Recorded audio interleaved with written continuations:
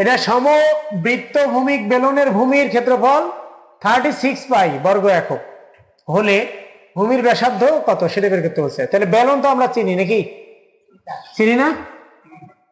এরকম আমার কিন্তু চিত্র খুব ভালো, মারাত্মক চিত্র। এই যে এটা ভূমি, এই ভূমির ক্ষেত্রফলটা কত আছে?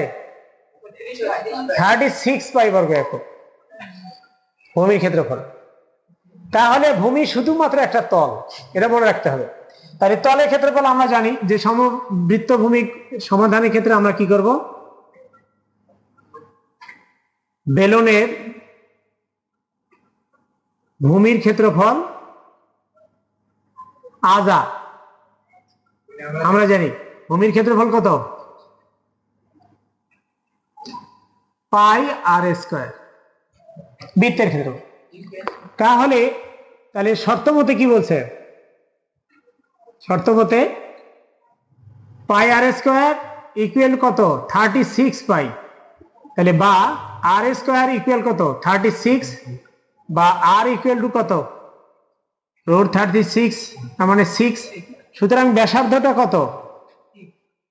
ব্যাসার্ধ 6 একক। ক্লিয়ার?